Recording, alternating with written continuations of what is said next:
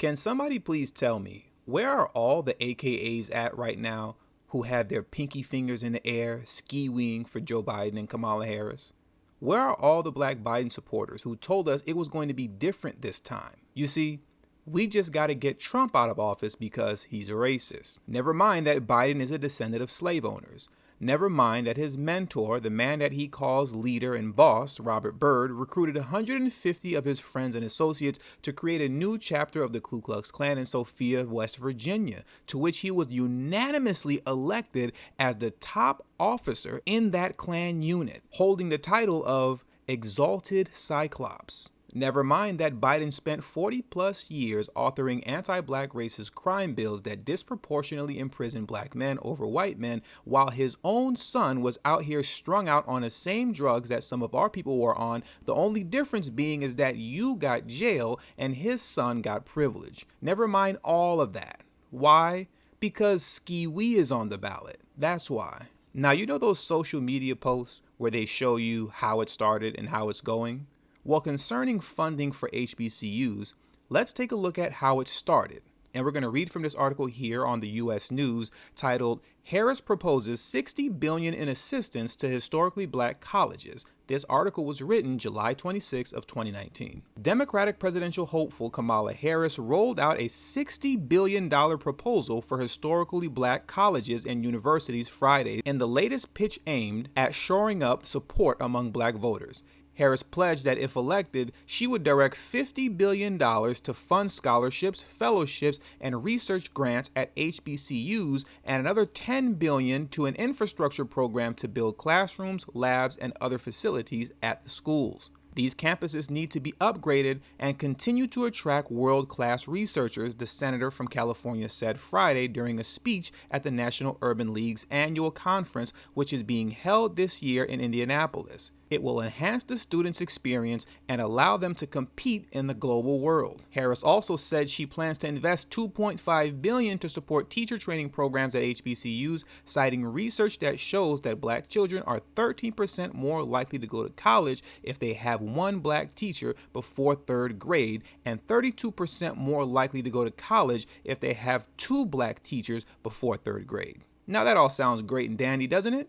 Now let's see how it's going. And to do that, we're going to read from this article here from Inside Higher Ed. And this article is titled, Biden's Promise to HBCUs Unfulfilled by Congress. President Biden's ambitious higher education agenda has had its disappointments as Congress turns it into legislation, with a strict budget forcing lower than anticipated funding levels for some of its provisions. While the bill includes funding for historically black colleges and universities, advocates say it is well below what's needed. In the current version of the budget reconciliation bill, serving as the vehicle for Biden's Build Back Better Act, HBCUs and minority-serving institutions are slated to receive $27 billion in tuition subsidies, $1.45 billion for institutional aid, and $2 billion to improve research and development infrastructure. Meanwhile, Biden proposed a total of $55 billion for HBCUs and other MSIs to upgrade research infrastructure and create research incubators to improving STEM education. The number is just significantly lower than what we had hoped for, said Paul Jones, president of Fort Valley State University and vice chair of the Council of 1890 Presidents. Along with the minority-serving institutions and the Hispanic-serving institutions, is really sort of lumping us all into this one sector when we all have tremendous needs. The biggest champion of the legislation, Representative Alma Adams, and Democrat from North Carolina, sent a letter to her colleagues Sunday expressing concerns with how the infrastructure funding has been structured in the Build Back Better Act. Now, what I have here highlighted in blue is very important. First, that all the MSIs will have to compete for the same pot of money. And second, the priority is given to institutions receiving less than $10 million a year in federal research dollars.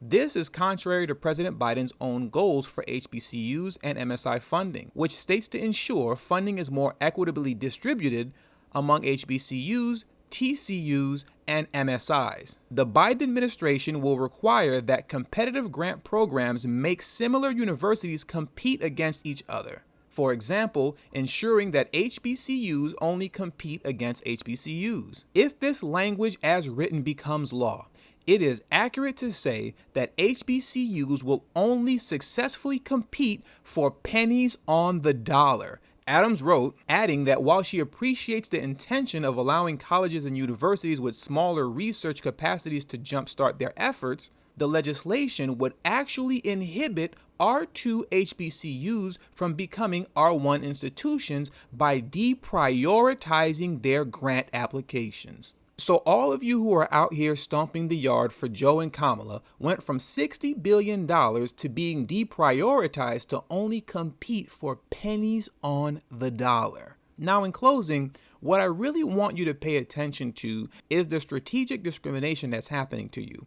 Pay attention to how the Democrats have cleverly crafted this bill to be utterly useless to HBCUs. You see, technically you're included in this bill, and technically you can apply for this money. But based on the way the law was written, you've been deprioritized, meaning you can apply if you want to, but you won't be getting much back, even if your application is accepted.